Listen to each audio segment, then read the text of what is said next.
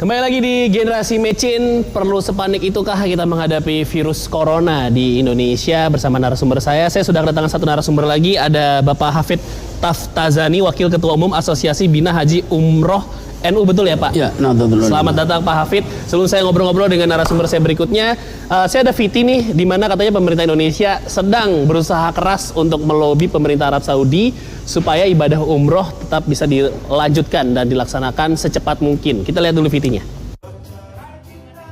Guna mencegah penyebaran virus corona, penyebab penyakit COVID-19 yang sampai saat ini belum ditemukan vaksinnya, pemerintah Arab Saudi menutup sementara masuknya warga negara asing ke Tanah Suci. Kebijakan tersebut telah berimbas pada tertundanya keberangkatan jemaah umroh Indonesia ke Arab Saudi.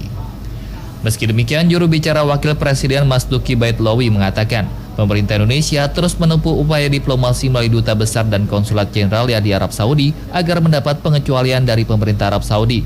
Alasannya karena negara Indonesia tidak termasuk ke dalam daftar negara di mana terjadi penularan penyakit akibat virus corona.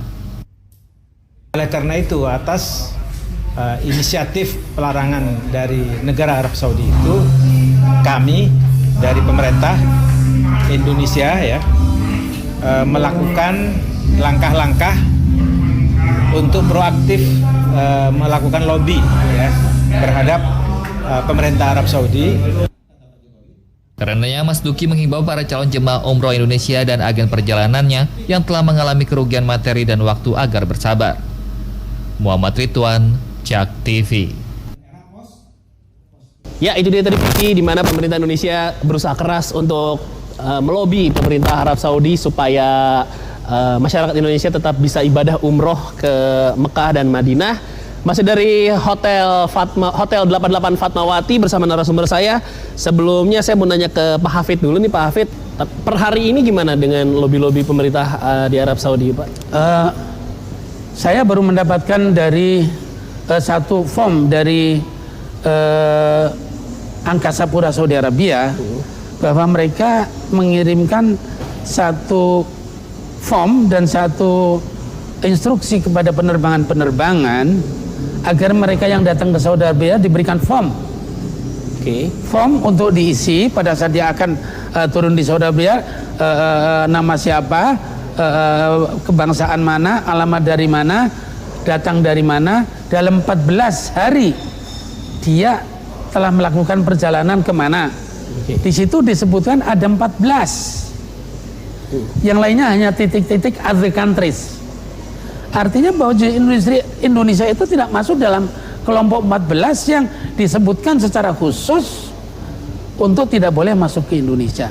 Ini adalah sebuah harapan baik, harapan yang tentu akan berkembang karena kerugian-kerugian yang datang dalam penyelenggaraan umroh ini bukan saja penyelenggara umroh, bukan saja khususnya rakyat atau masyarakat muslim yang akan pergi umroh, tetapi masyarakat Saudi Arabia di sekitar Masjidil Haram dan sekitar Masjid Nabawi, mereka yang sangat rugi. Sehingga sebetulnya terjadinya begini, ini dampaknya luar biasa. Kalau dari Indonesia satu hari sekitar 3.500 sampai 4.500 Satu hari? Satu hari 4.000 keberangkatan orang? 4.000 iya, 4.000. Hitungannya begini, satu tahun rakyat Indonesia yang berangkat ke sana adalah 850.000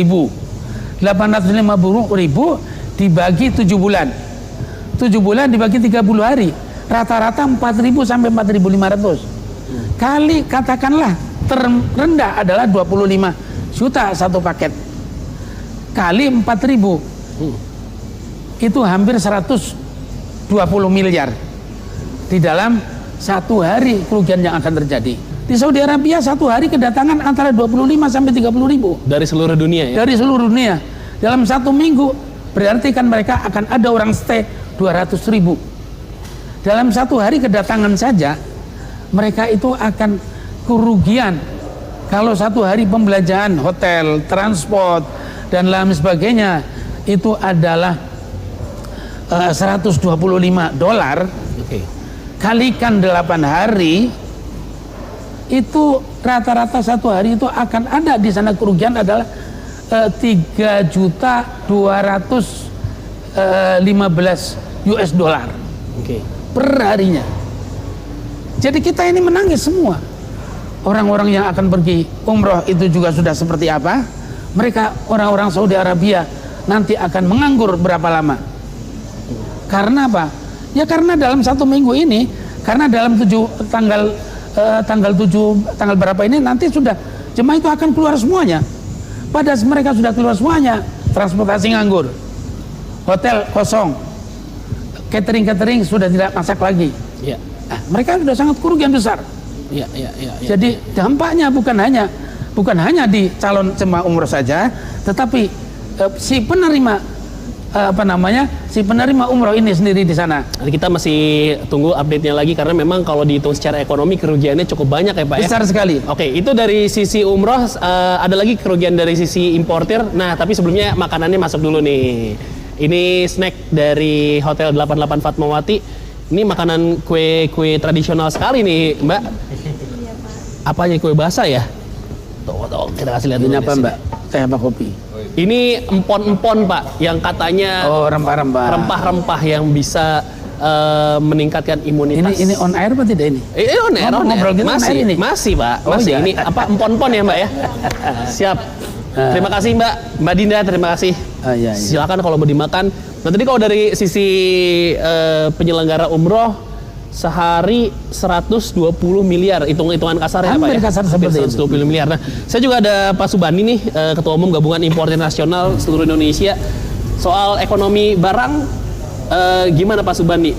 Sebelum saya tanya lebih detail, apakah mencapai angka 120 miliar atau tidak? Itu dulu deh. Ya, tentu secara angka masih belum kita kalkulasi, tetapi kita lebih fokus kepada berupaya untuk mencari komoditas alternatif agar kebutuhan masyarakat Indonesia ini tetap terpenuhi. Oke, tahan sampai situ dulu Pak. Kita break dulu sebentar. Abis ini saya mau nanya lagi, hambatan apa yang terjadi karena penyebaran virus corona yang sudah masuk di Indonesia. Jangan kemana-mana, tetap di Generasi Mecin.